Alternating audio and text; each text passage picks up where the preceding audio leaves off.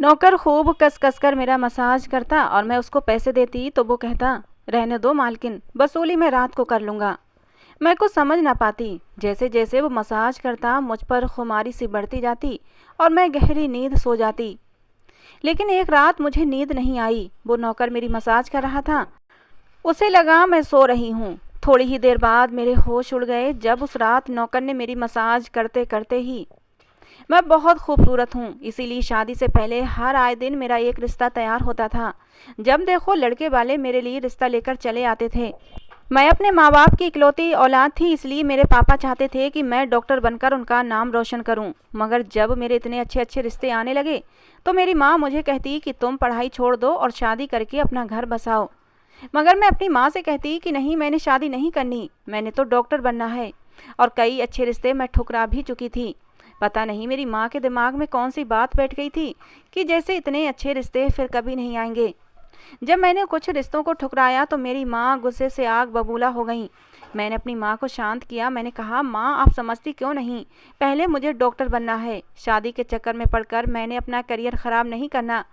तो मेरी माँ गुस्से में आ गई, कहने लगी तुम अभी शादी कर लो, ये डॉक्टरी बाद में कर लेना। मेरी शादी के लिए मेरे पापा भी नहीं मानते थे, इसीलिए मेरी माँ एक बाबा के पास गई और उनसे कहा कि मैं अपनी बेटी की शादी करना चाहती हूँ, लेकिन ना उसका बाप मानता है और ना ही मेरी बेटी मानती है। आप कोई ऐसा चमत्कार करें कि दोनों बाप बेटी शादी के लिए राजी हो जाएं। उस बाबा ने मेरी माँ से 10,000 रुपये लिए और कागज़ पर कुछ लिखकर दे दिया और कहा कि इसे अपनी बेटी के तकिए के नीचे रख देना और ये कागज़ सोने से पहले अपने पति के तकिए के नीचे रख देना। देखना दोनों बाप बेटी शादी के लिए राजी हो जाएंगे। और फिर ऐसा चमत्कार हुआ कि मेरे पापा शादी के लिए फ़ौरन मान गए। मैं तो हैरान थी, पता नहीं ये उस बाबा का चमत्कार था या फिर ये मेरी किस्मत में ही लिखा हुआ था। ये रिश्ता दरअसल मेरे पापा के दोस्त ने अपने बेटे के लिए मांगा था और कहा कि आपकी बेटी शादी के बाद भी डॉक्टर बन सकती है, हम उसकी पढ़ाई में बिल्कुल भी रुकावट नहीं डालेंगे। बस आपकी लड़की हमें पसंद आ गई है, इसलिए आप इस रिश्ते के लिए हाँ कर दें। ये सुनकर मेरे पापा ने शादी के लिए फ़ौरन हाँ कह दी। बहुत ही आनन फानन में मेरी शादी हुई थी। 15 दिन के अंदर ही अंदर मेरी शादी हो गई और मैं विदा होकर अपनी ससुराल भी आ गई। मेरी ससुराल वाले बहुत अमीर थे, इसलिए मैं और मेरे पति अलग घर में रहते थे। मेरा पति अपने बाप का बिजनेस संभालता था, इसलिए वो सुबह से शाम तक बिजी रहता था। मैं उसके घर गई तो ऐशो आराम देखकर मैं चौंक गई थी। हालांकि हम भी कोई गरीब लोग नहीं थे।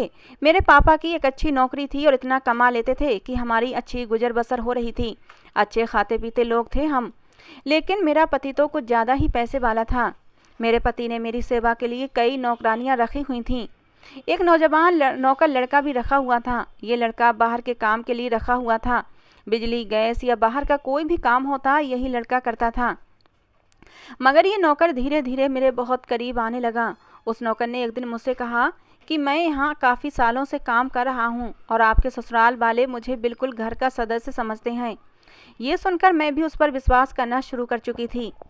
एक दिन वो मेरे कमरे में आया तो मैं अभी तक बिस्तर पर लेटी हुई थी। उसने मुझे थका थका देखा तो कहने लगा, मैडम जी आप लेटे लेटे थक गई होंगी, अगर आपको बुरा न लगे तो मैं आपके पैर दबा दूँ। ये सुनकर मैं चौंक गई। मैं बहुत खूबसूरत थी, जवान थी, लेकिन मुझे मेरे पति के अलावा किसी मर्द ने नहीं छुआ था और ना ही मैंने कभी किसी नौकर से, यहाँ तक कि नौकरानी से भी पैर नहीं दबाए थे। इसलिए मैंने फ़ौरन मना कर दिया। मैंने कहा, नहीं, मुझे अच्छा नहीं लगता कि कोई मेरे पैर दबाए। ये सुनकर वो चुप हो गया और मेरे कमरे से चला गया। तभी मुझे एहसास हुआ कि मैंने उसकी बात का जवाब शायद बहुत ही सख्ती से दिया था। उसने तो मेरे भले की बात कही थी। मुझे थका थका देखा तो सोचा होगा कि मेरे पैर दबा देगा तो मेरी थकन उतर जाएगी और हो सकता है वो मेरे ससुराल वालों का इतना विश्वासी नौकर है तो वो ऐसे काम करता रहता होगा। मगर मैंने साफ साफ मना करके उसका दिल तोड़ दिया था। असल में मैं बहुत नरम दिल लड़की थी। शादी से पहले भी मैं हर किसी का ख्याल रखती थी कि मेरी वजह से किसी के दिल को ठेस ना पहुँचे। इसीलिए मुझे अफसोस होने लगा कि मैंने उसे इतनी सख्ती से बात क्यों की। मैं उसी के बारे में सोचने लगी कि ये नौकर तो काफ़ी जवान और ख़ूबसूरत है। पता नहीं किस मजबूरी के कारण उसको ये नौकरी करना पड़ रही होगी। मैंने सोचा कि मैं इसको प्यार से समझा दूंगी कि मैं तुमसे पैर नहीं दबा सकती, तुम एक जवान मर्द हो और मैं अपने पति के अलावा कभी किसी को ये हक नहीं देती कि वो मुझे टच करे। और शायद मेरे पति को भी ये बात अच्छी ना लगे, लेकिन अगले दिन मैं हैरान रह गई जब नौकर ने यही बात मुझसे दोबारा कही। उसने इतनी मासूमियत और प्यार से मुझसे ये सवाल दोहराया था कि मुझे उस पर दया आ गई और मैं उसे मना ना कर सकी। और वैसे भी मैं उस दिन बहुत थकी हुई थी, इसलिए मैंने अपने पैर बिस्तर से नीचे कर लिए और उससे कहा कि तुम मेरे पैर दबा दो। ये सुनकर वो खुश हो गया और उसने मेरे पैर दबाने शुरू कर दिए।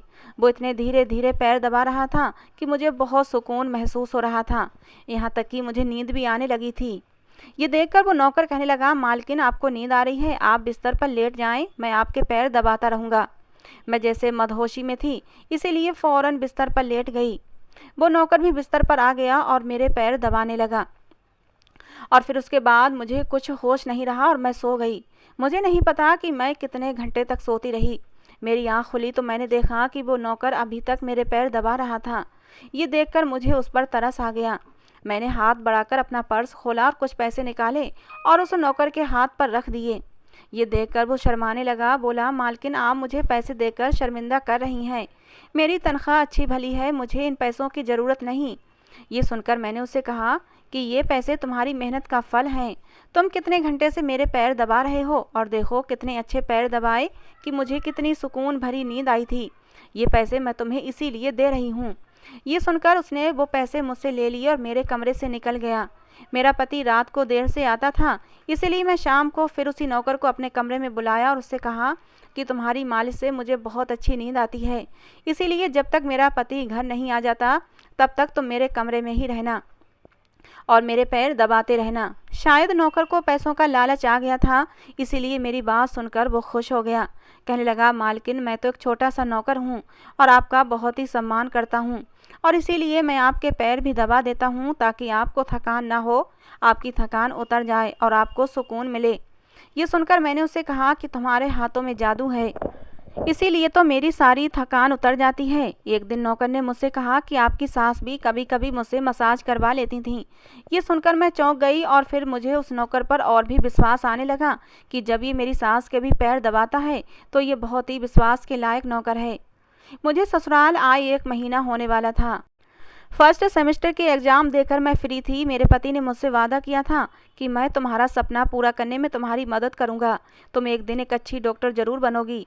मैं भी खुश थी कि मेरा पति कितना अच्छा है और वो मेरा साथ दे रहा था। मुझे ससुराल आए पूरा 1 महीना हो चुका था और इतने समय में मैंने उस नौकर को अच्छे से परख लिया था। जब भी वो मेरे सामने आता उसकी नज़रें हमेशा नीचे रहती थीं। कभी मुझसे नज़र मिलाकर बात नहीं करता था। बहुत ही सीधा साधा और शरीफ सा लड़का था। कभी भी झूठ नहीं बोलता था, हर बात सच ही कहता था। मेरे घर में नौकरानियां भी काम करती थीं, मगर मुझे उन पर किसी पर भी विश्वास नहीं था क्योंकि वो झूठी और बेईमान थीं। मेरे घर की बातें बाहर मोहल्ले में बढ़ा चढ़ाकर बताया करती थीं। 1-2 बार मेरे घर का सामान भी गुम हुआ था, जो बाद में पता चला कि उन्हीं नौकरानियों ने चुराया था। इसीलिए मुझे उन पर विश्वास नहीं था और मैं उन्हें अपने कमरे में नहीं आने देती थी। ये नौकर इस घर का पुराना नौकर था, इसलिए मैं इस पर भरोसा करने लगी थी। नौकर जब भी मेरे कमरे में आता अपनी नज़रें झुकाए रखता। वो मेरे शरीर को हाथ लगाता था, मगर उसकी नीयत बुरी नहीं होती थी। वो बहुत ही सम्मान के साथ मेरे पैरों को दबाता था। ऐसा हर रात होता था। एक दिन मैंने अपने पति से कहा कि जब से हमारी शादी हुई है हम कहीं घूमने फिरने नहीं गए। ये सुनकर मेरे पति ने कहा कि जब से हमारी शादी हुई है तुम भी तो हर समय नींद में ही रहती हो। मैं रात को भी घर आता हूँ तो तुम गहरी नींद में होती हो। दिन को मेरे पास समय नहीं होता और रात को मेरे घर आने से पहले ही तुम सो जाती हो। तुम खुद सोचो जरा, तुमने और मैंने कितनी बार आपस में प्यार के पल बिताए हैं। मैं तो तरस गया हूँ तुम्हारे लिए। कभी कभी तो मैं ऐसा महसूस करता हूँ कि जैसे मेरी शादी ही नहीं हुई है। मैं अपने दिल में सोचने लगी कि ये सब नौकर की मालिश की वजह से हो रहा है। मेरे पति की शिकायत ठीक थी। मुझे रोज रात को अपने पति के लिए जागना चाहिए। शादी को 1 महीना होने वाला था और इस 1 महीने में मेरा पति मेरे पास एक बार भी नहीं आया था सिवाय सुहागरात के। मैंने फैसला किया कि आज रात जब नौकर मुझे मालिश के लिए कहेगा तो मैं उसे मना कर दूंगी ताकि मुझे नींद ना आए और मैं अपने पति के आने तक जागती रहूं। शाम हुई तो मैं नहाकर खुद को अच्छे से तैयार किया और दुल्हन की तरह सजकर अपने बेड पर बैठ गई और अपने पति का इंतजार करने लगी। थोड़ी ही देर बाद नौकर मेरे कमरे में आया। मुझे इस तरह सजा सबरा देखकर पहले तो वो चौंक गया, फिर मुझे मालिश के लिए पूछा तो मैंने साफ मना कर दिया। मेरी बात सुनकर उसका चेहरा उदास हो गया और वो चुपचाप वापस चला गया। कुछ देर बाद नौकर फिर से मेरे कमरे में आया। उसके हाथ में दूध का गिलास था। कहने लगा, मैडम जी अगर आप मालिश ना करवाएं तो कोई बात नहीं, लेकिन ये दूध पी लें, गरम गरम दूध का गिलास है, आपकी सारी थकान उतर जाएगी और आपको बहुत अच्छा लगेगा। मैंने सोचा दूध पीने के लिए मना कर दूं, लेकिन फिर मैंने सोचा कि मैं उसे पहले ही उदास कर चुकी हूं और फिर मैंने खाना भी नहीं खाया था, इसलिए फ़ौरन उसके हाथ से दूध का गिलास लिया और एक ही सांस में पी लिया। गिलास नौकर के हाथ में देकर मैंने उसे कहा, अब तुम जाओ और मुझे डिस्टर्ब मत करना। और फिर मैं अपने पति का इंतज़ार करने लगी। मगर अभी आधा घंटा ही हुआ था कि मुझे तेज़ नींद आने लगी। मैं खुद को जगाने की कोशिश कर रही थी क्योंकि कुछ ही देर में मेरे पति आने वाले थे, लेकिन मेरी लाख कोशिशों के बावजूद भी मेरी नींद नहीं जा रही थी और मैं कब सो गई पता ही नहीं चला। सुबह मैं जागी तो नौकर फ़ौरन मेरे कमरे में आया और कहने लगा, मालकिन आपके लिए नाश्ता लेकर आऊं? ये सुनकर मैंने अपने पति के बिस्तर की तरफ देखा तो बेड की दूसरी साइड खाली थी। ये देखकर नौकर कहने लगा, मालिक को कोई ज़रूरी काम था, वो नाश्ता करके चले गए हैं। ये सुनकर मेरा मूड ख़राब हो गया। मैं रात भर उसका इंतज़ार करती रही, मगर सुबह होते ही वो ऑफिस चला गया। कम से कम वो इतना तो देख लेता कि मैं कितना सज सवर कर उसका इंतज़ार कर रही थी। अगर गलती से मेरी आंख लग भी गई तो वो मुझे उठा भी तो सकता था। अब तो मुझे ऐसा लगने लगा जैसे मेरे पति को खुद ही मेरी परवाह नहीं है। अगर वो चाहता तो रात को मुझे उठा सकता था, लेकिन उसने ऐसा नहीं किया, बल्कि ऑफिस से आने के बाद वो खुद भी सो गया और सुबह जल्दी चला भी गया। मेरा मूड बहुत ज़्यादा ख़राब हो चुका था। मैंने नौकर को कहा कि अच्छा ठीक है, तुम जाओ अपना काम करो, मुझे अभी नाश्ता नहीं करना, जब करना होगा तो आवाज़ लगा दूंगी। मैं इसी ख़राब मूड के साथ वॉशरूम में चली गई। फ्रेश होने के लिए जैसे ही अपने कपड़े उतारे तो ये देखकर मैं चौंक गई, क्योंकि जो कपड़े मैंने रात को पहने थे वो तो ये कपड़े थे ही नहीं, ये तो कोई दूसरे कपड़े थे। हाँ, जो ज्वेलरी मैंने रात को पहनी थी वो अभी भी वैसी की वैसी ही मैं पहने हुए थी, लेकिन कपड़े बदल चुके थे। ये सब देखकर मैं हक्का बक्का रह गई। आखिर मेरे कपड़े किसने बदल दिए? मेरा सर भारी होने लगा। मुझे ये सोचकर ही चक्कर आने लगे कि रात को मेरे साथ क्या हुआ था और मेरे कमरे में कौन था और उसने मेरे साथ क्या किया। मुझे कुछ भी याद नहीं आ रहा था। अगर मेरा पति मेरे साथ ये सब कुछ करता तो वो मुझे पहले उठाता, मुझे यूं बेहोशी में मेरे कपड़े न बदलता। मेरा दिल बहुत ज़्यादा घबराने लगा और मैंने अपना सर पकड़ लिया। मेरा पूरा शरीर दर्द करने लगा। थोड़ी देर बाद नौकर चाय लेकर आया तो मैंने उसे कहा कि मेरा शरीर दर्द कर रहा है, तुम ऐसा करो, मेरे पैर दबा दो और सर की भी मसाज कर दो। ये सुनकर वो मेरे बेड पर आ गया और मेरे पैर दबाने लगा और फिर थोड़ी देर के बाद ही वो मेरे सर की मसाज भी करने लगा। उस दिन मैं बहुत देर तक बिस्तर पर पड़ी रही। उस दिन मेरा पति भी घर जल्दी आ गया। मैंने उसे देखा तो मैं उस पर गुस्से के मारे बरस पड़ी। मैंने कहा, रात को मैं तुम्हारे लिए दुल्हन बनकर जागती रही, मगर तुम नहीं आए। ये सुनकर मेरा पति कहने लगा, लेकिन मैं रात को कमरे में आया तो तुम गहरी नींद में थी, इसीलिए मैंने तुम्हें नहीं जगाया। ये सुनकर मैं चौंक गई कि मेरे कपड़े किसने बदले और नींद पूरी होने के बावजूद मेरा शरीर दर्द क्यों कर रहा है। ये सब सोचकर ही मैं उलझ गई थी। तभी मेरा पति कहने लगा, अच्छा ठीक है, मूड ख़राब करने की ज़रूरत नहीं है, मुझे आज रात को भी एक काम के सिलसिले में शहर से बाहर जाना है, इसलिए देर हो जाएगी। लेकिन देखो अभी मेरे पास 3-4 घंटे फ्री हैं, अगर तुम कहो तो हम कहीं बाहर घूमने जा सकते हैं। ये सुनकर मेरा मूड खुद ब खुद ठीक हो गया और मैं तैयार होने के लिए कमरे में चली गई। थोड़ी ही देर बाद मेरा नौकर कमरे में आया और कहने लगा, मालकिन छोटी मुँह बड़ी बात होगी, मगर मैं आपको यही सलाह दूंगा कि आप बाहर ना जाएं, क्योंकि मौसम भी ख़राब है और आपकी तबीयत भी सुबह से ठीक नहीं। ये सुनते ही मुझे गुस्सा आ गया। मैंने उससे कहा कि तुम मेरे नौकर हो, मेरे पति बनने की कोशिश मत करो। ये कहकर मैं बाहर चली गई। ना जाने मुझे किस बात पर गुस्सा आ गया था। मैंने उस नौकर को खूब खरी खोटी सुना दी थी। वो भी तो हद से बढ़ने लगा था। वो कौन होता है मुझे ये समझाने वाला कि मैं अपने पति के साथ बाहर जाऊं या ना जाऊं। कितने समय के बाद तो ये मौका मिला था और ऊपर से वो मुझे रोकने की कोशिश कर रहा था, इसलिए तो मैंने उसे डांट लगा दी थी और वो अपनी औकात जान गया था। जब मैं घर आई तो मेरा नौकर मेरे सामने नहीं आया था। मेरा पति मुझे गेट पर ही उतार कर वापस अपने ऑफिस जा चुका था, ये कहकर कि मैं रात को लेट आऊँगा। मैं अंदर आई तो मेरा सारा शरीर बुरी तरह दुख रहा था। शायद मेरे शरीर को मालिश की आदत हो गई थी, तभी तो रात होते ही मेरा शरीर मालिश के लिए तड़पने लगता था। लेकिन मैं तो उस नौकर को नाराज़ कर चुकी थी, इसीलिए आज वो मेरी मालिश करने के लिए नहीं आया था। मैं काफ़ी देर तक उसका इंतज़ार करती रही कि शायद वो खुद ही कमरे में आ जाएगा और मेरी मालिश कर देगा, लेकिन बहुत इंतज़ार के बाद भी वो ना आया। अब मुझे उस नौकर की ज़रूरत महसूस होने लगी थी। तो मैंने एक नौकरानी को आवाज़ लगाई और उससे कहा कि उस लड़के को अंदर कमरे में भेजो। थोड़ी देर गुजरी थी कि वो नौकर मेरे कमरे में आ गया। उसका चेहरा लटका हुआ था। वो चुपचाप मेरे बेड पर बैठ गया और मेरे पैर दबाने लगा।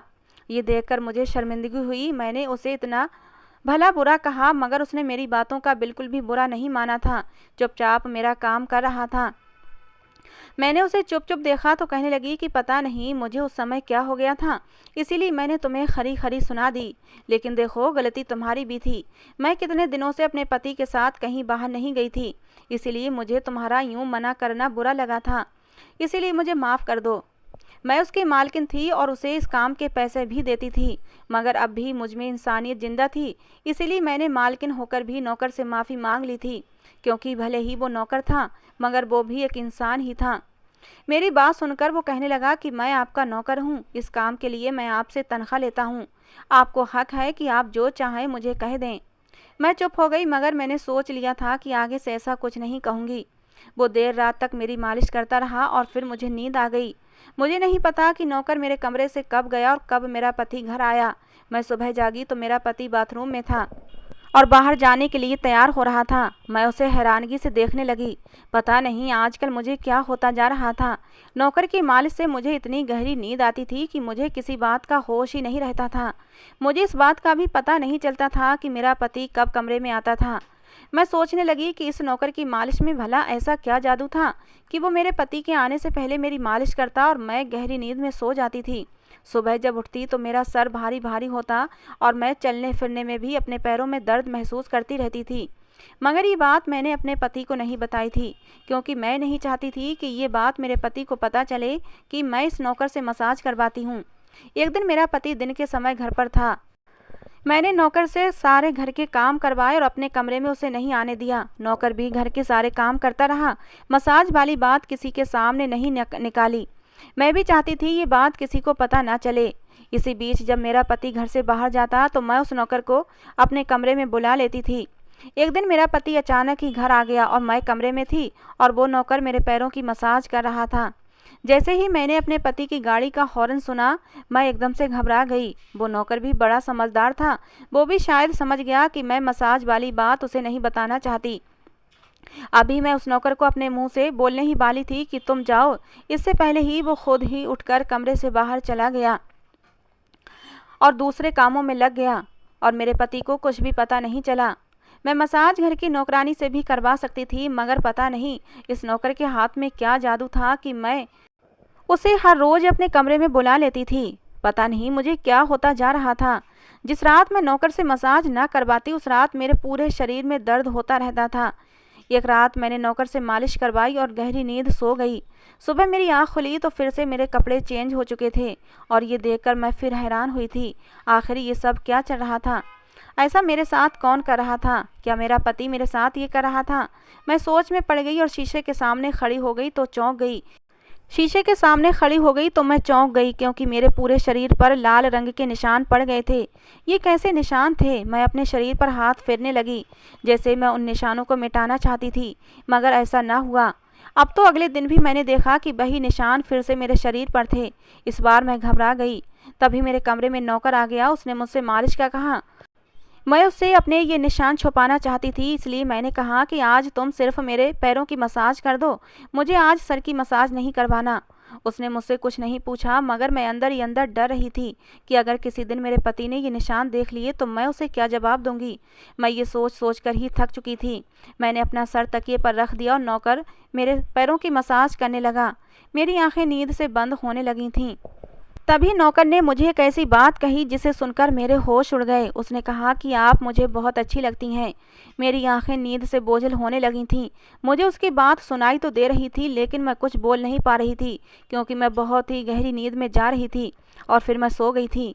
सुबह मेरी आँख खुली तो मेरा पति भी बिस्तर पर लेटा हुआ था। मेरा सर बहुत भारी हो रहा था और शरीर दर्द से टूट रहा था, मगर इसके बावजूद मैं अपने पति के करीब आई और उसे धीरे से अपने और भी करीब कर लिया और फिर मैंने उसे अपने शरीर के निशानों के बारे में भी बता दिया। मैंने सोचा कि ये निशान बढ़ रहे हैं, इसलिए मुझे ये बात अपने पति को बता देनी चाहिए। ये सुनकर मेरे पति ने मेरे शरीर से कपड़ा हटाया तो वो उछल पड़ा। वो मुझसे एकदम से दूर हो गया। कहने लगा, तुमने मुझे धोखा दिया है, बेवफाई की है तुमने मेरे साथ, और उसी की ये सज़ा मिली है तुम्हें। ये कोई बीमारी नहीं बल्कि तुम्हारा पाप है। मुझ में क्या कमी थी जो तुमने दूसरा मर्द तलाश कर लिया? मैं काम में बिजी था, मर तो नहीं गया था कि तुमने एक और चक्कर चला लिया। ये सुनकर मैं हक्का बक्का रह गई थी।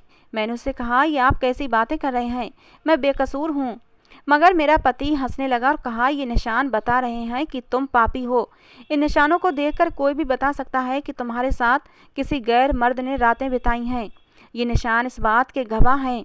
मैं बिल्कुल भी धोखा नहीं खा सकता कि ये निशान एड्स बीमारी के निशान हैं। तुम मुझसे दूर रहो, वरना तुम्हारी ये बीमारी मुझे भी लग जाएगी। अभी के अभी मेरे घर से निकल जाओ, मैं तुम्हें तलाक के पेपर भेज दूंगा। उसने मुझे धक्के मारकर अपने घर से निकाल दिया। मैं तो समझ ही नहीं पा रही थी ये कुछ ही पल में क्या हो गया था।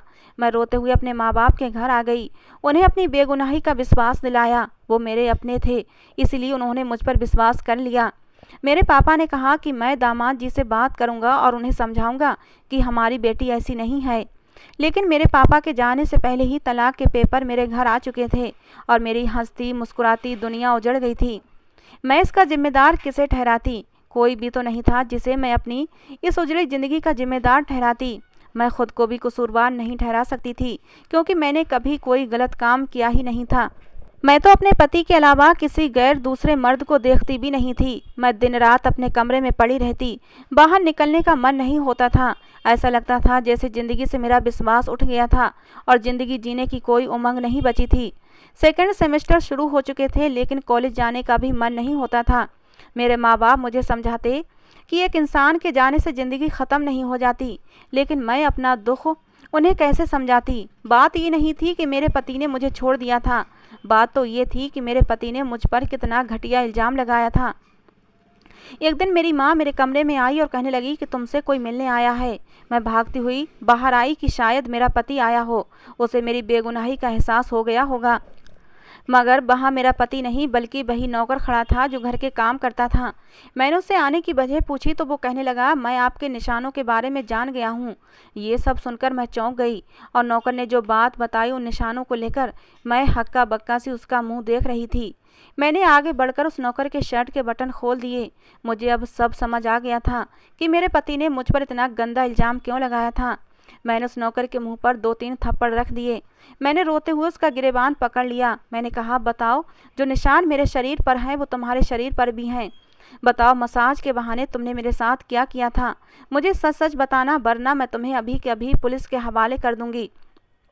मैं उस नौकर के गिरेबान को झंझोड़ कर पूछ रही थी। ये सुनकर नौकर ने मेरे दोनों हाथ पकड़ लिए और कहने लगा, मेरा नाम राजीव है और मैं तुम्हारे साथ तुम्हारे कॉलेज में पढ़ता था। तुमसे 1 साल सीनियर था और मुझे तुमसे प्यार हो गया था। मैं भी डॉक्टर बनना चाहता था। मैंने सोचा था कि जब हम दोनों डॉक्टर बन जाएंगे तो मैं तुम्हारे पापा से तुम्हारा हाथ मांग लूँगा। मगर एक दिन तुम्हारी सहेली से पता चला कि तुम्हारी माँ तुम्हारी शादी जल्द से जल्द करना चाहती हैं। इसीलिए मैं बहुत ज़्यादा डर चुका था कि कहीं मैं तुम्हें खो ना दूँ। डॉक्टर बनने में तो अभी बहुत समय था और इतने समय में तो तुम पराई हो जाती और मैं तुम्हें खो देता। इसी डर के कारण मैंने तुम्हारे घर अपना रिश्ता भेज दिया, मगर तुम्हारे पापा ने इनकार कर दिया, ये कहकर कि मैं अपनी बेटी की शादी तब करूंगा जब वो डॉक्टर बन जाएगी। तुम्हारे पापा की ये बात सुनकर मुझे सुकून हो गया था और मैं अपनी पढ़ाई में बिजी हो गया। मुझे 1 हफ्ते के लिए अपने कजिन की शादी के लिए शहर से बाहर जाना पड़ा और इसी बीच तुम्हारी शादी हो गई।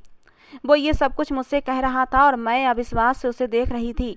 वो कहने लगा, मैं वापस आया तो मेरी मोहब्बत किसी और की दुल्हन बन चुकी थी और मैं तुम्हारे प्यार में, तुम्हारी दीवानगी में तुम्हारे ही घर का नौकर बन गया ताकि मैं तुम्हारे करीब रह सकूं। मैं तुम्हारे करीब आना चाहता था, इसलिए मसाज के बहाने तुम्हारे कमरे में आता और रात को तुम्हारे दूध में बेहोशी की दवा मिला देता ताकि तुम सोती रहो और तुम्हारा पति तुम्हें हाथ न लगाए, क्योंकि तुम सिर्फ मेरी थी। मैं तुम्हें किसी और के करीब नहीं देख सकता था। ये सुनकर मैं हक्का बक्का रह गई। मैंने कहा, क्या तुमने कभी मेरे साथ कुछ गलत किया? ये सुनकर उसने अपना हाथ मेरे सर पर रख दिया और कहा कि मैं तुमसे प्यार करता हूँ, इसीलिए तुम्हारी इजाज़त के बिना मैं तुम्हारे साथ कुछ भी गलत नहीं कर सकता। मैं सिर्फ तुम्हारी मसाज करता था और सोने से पहले दूध का गिलास देता ताकि तुम अपने पति के आने से पहले सो जाओ। तुम्हारे सोते ही मैं चुपचाप कमरे से चला जाता, कभी तुम्हें गलत इरादे से टच नहीं किया था। ये सुनकर मैंने उन निशानों की तरफ इशारा किया जो मेरे शरीर पर थे, और उसके शरीर पर एक दो ही थे।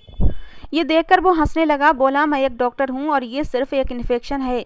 ये मैंने इसीलिए किया ताकि तुम्हारे पति को हम दोनों पर शक हो जाए।